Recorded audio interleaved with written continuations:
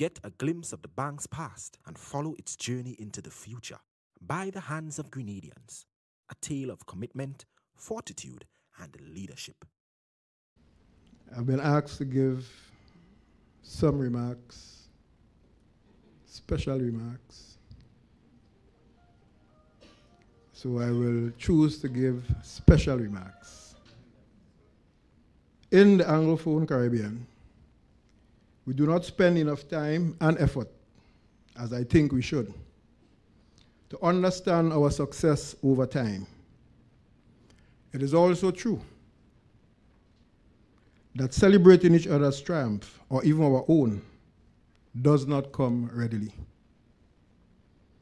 That Grenada Co-operative Bank Limited, wholly owned, controlled, and managed by Grenadians, has outcompeted its rivals, both local and foreign, is a mark of distinction. The learning organization concept postulates that an organization, as a living organism, survives by extracting the needed nutrients from the environment, mutating as the environment changes to ensure its continued existence. Co-op Bank has not just survived, it has thrived in the 9 decades serving the Grenadian people, businesses, and institutions. Understanding how the bank has not only adapted to the changing environment, but also helped to shape it, is a line of inquiry pursued in the pages of By the Hands of Grenadians. Celebrating our founding fathers, pioneers, business leaders, trailblazers, entrepreneurs, and visionaries acts as a source of inspiration and motivation for the movers and shakers of tomorrow. Everyone who walked through the physical or virtual doors of Co-op Bank, employees, directors, customers, regulators, and service providers, should feel profoundly proud of their association with and contribution to the bank's success. By adding to the body of literature on the history and performance of iconic Grenadian enterprises, the bank has cemented its place in the documented history of Grenada. The Pan-Caribbean movement to provide banking services to the poor and financially disenfranchised, which began in the early 20th century, led by Captain Arthur Andrew Cipriani and others, came of age at different points in time in the respective territories of the British West Indies. Whereas many institutions, such as cooperative banks and building societies, have either failed, been acquired, or have stagnated, at 90+1, Co-op holds the singular honor as the most successful independent indigenous bank of its ilk and era.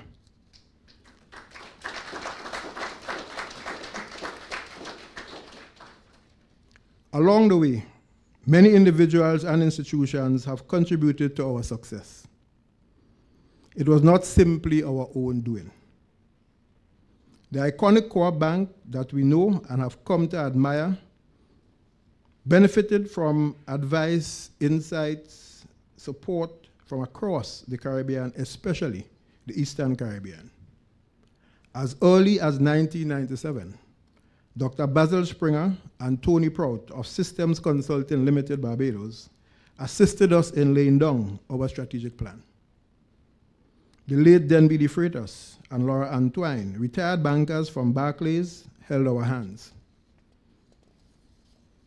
Likewise, the late Ian Fraser, banking consultant of South African heritage and with background from National Commercial Bank Grenada and Royal Bank, Lyra Gooden, Royal Bank of Canada Heritage, mixed with Grenada Bank of Commerce and RBTT Bank, joined forces with Cecilia Palmer of Barclays Vintage, Roy O'Neill of Scotia Bank as consultants and advisors along the way.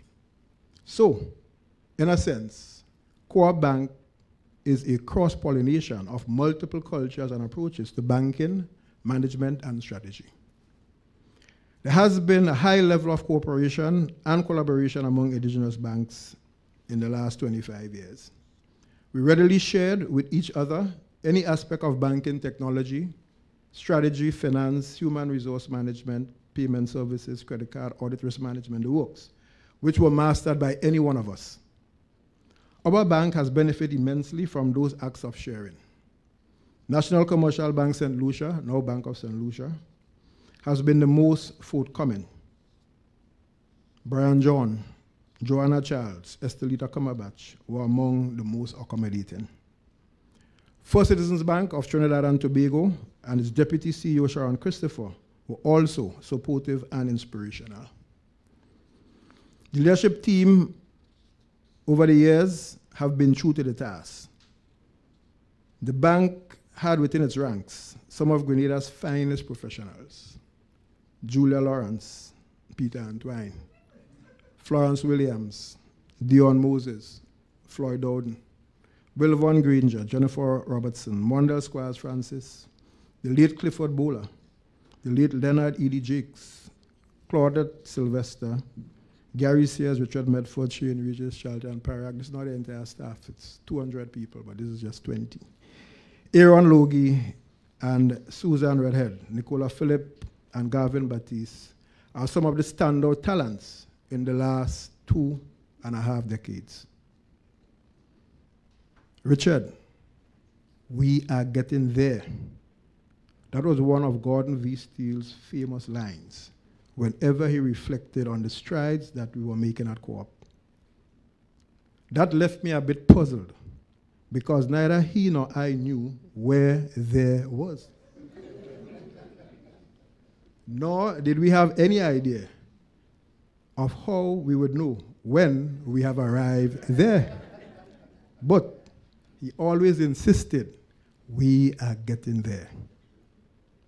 There are times when one has to stand in a gap and draw the proverbial line in the sand, cause it what it will. Gordon V. Steele OBE did this many times as leader of the bank. The most chilling of these moments was in 1993 rejection of RBTT's Jerry Yetman's insolent approach to purchase the bank. One can only now pontificate as to what the course of the bank's history would have been had that approach been entertained. Those of you who know me well know that I'm an optimist. Gordon V. Steele more so than I. Whenever we debated the pros and cons of competitors wanting to purchase the bank, which by the way was never for sale, Noki had a very simple retort. Why can't we buy them out instead? I never gave that retort a second thought. Regrettably, Noki departed this life 4 months and 2 days shy of our application to the ECCB for permission to purchase FCIB.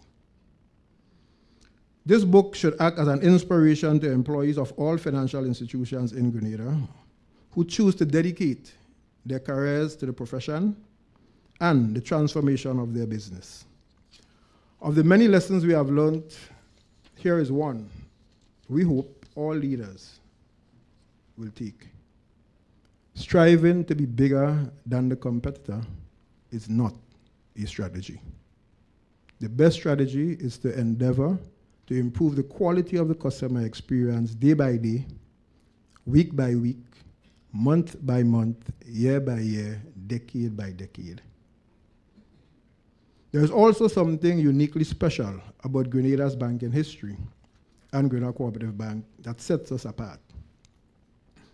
Grenada was the only Eastern Caribbean jurisdiction where at one time or another, an indigenous bank competed simultaneously against 5 international banks, 1 British, 1 American, and 3 Canadian. For those who know the history, FCIB, Royal, and Scotia were the 3 Canadian banks. Chase Manhattan was the American bank, and Barclays was the British bank. At the same time, we had the distinction of also, at a later stage, competing with 2 Trinidadian banks, as Republic and RBTT used Grenada as an arena and a beachhead to pursue their mini-imperialist designs in the Eastern Caribbean in the 1990s and early 2000s. As Core Bank continues its transformational journey, so does the indigenous banking movement. It is our hope that this book provides some nuggets to bolster our resolve as indigenous bankers to build strong, successful, stable banks that create value for their shareholders, contribute significantly to the growth, development, and prosperity of our populations. Many persons have contributed to the success of this project. Principally, Gordon V. Steele, OBE, who deeply believed that the penny bank had a story to tell and ardently sponsored the first but aborted attempt to write it for our 65th anniversary in 1997. The lessons learned have held us in good stead. So here we are today. We record our deep appreciation for the contribution and support of a wide cross-section of persons without whose effort or input today would not have been realizable. First and foremost, Mr. Darrell Braffett, as chairman of the bank, you, sir, endorsed and wholeheartedly supported the venture. And as a historian researcher, you provided tangible material for the inclusion in the book.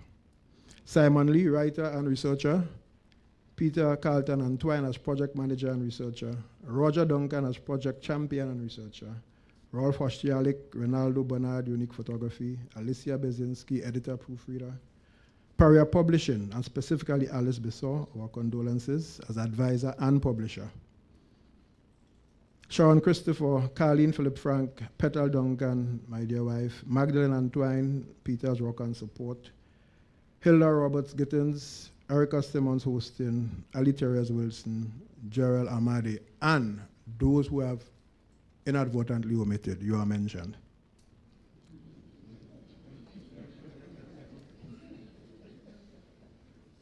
We are also grateful to our interviewees who shared their memories or the memoirs with us for this book. Mr. Keith Clouden, Claudia Diali, Evelyn Joyce Kemp, Michael Julian, Ricardo Keynes Douglas, Dana Ramlal C., Mr. and Mrs. Agnes Raleigh Montoran, Mr. Francis Rias Peters, Christopher Derriggs, Claudette Sylvester, and Mrs. Brenda Williams. Finally, and most crucially, Mr. Laurie Lawrence, for so gallantly taking up the mantle, running the final leg, and completing this project in fine style. Thank you, sir. A job well done. Thank you, everybody. Welcome.